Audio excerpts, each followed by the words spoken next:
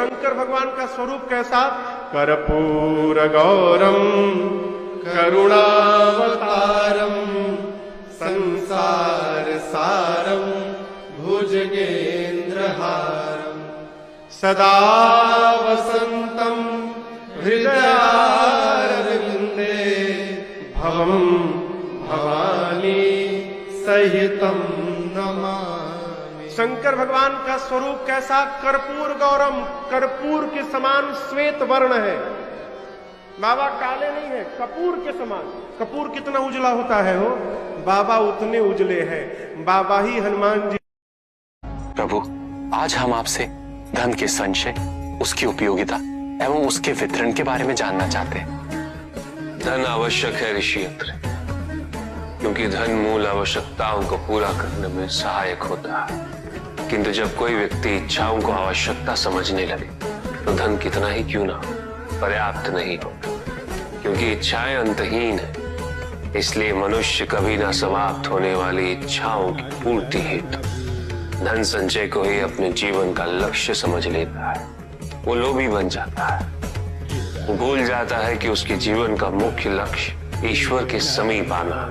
ऐसे लोभी व्यक्तियों को अपनी मृत्यु के समय भी यही दुख रहता है कि उन्होंने क्या कुछ नहीं पाया, क्या शेष रह गया।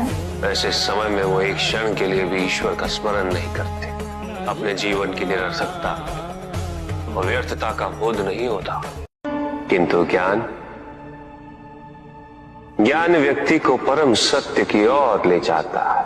ज्ञान मुक्तिदायक मोक्ष का मार्ग है, और इस मुक्तिदायक ज्ञान का सर्वोच्च रूप है आत्मज्ञान, और यही ज्ञान की पूर्णता भी है। ज्ञान और अज्ञान का ये अंतर इस सागर के समान मनुष्य का मन भी अत्यंत विशाल होता है देवर्षि, अनंत है। इसमें हर प्रकार की भावनाएं सम्मिलित होती है, अच्छी भी बुरी भी।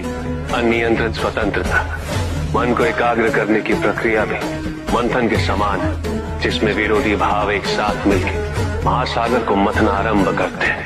मंथन के पश्चात सर्वप्रथम जिसकी अनुभूति होती है वो है कष्ट, पीड़ा।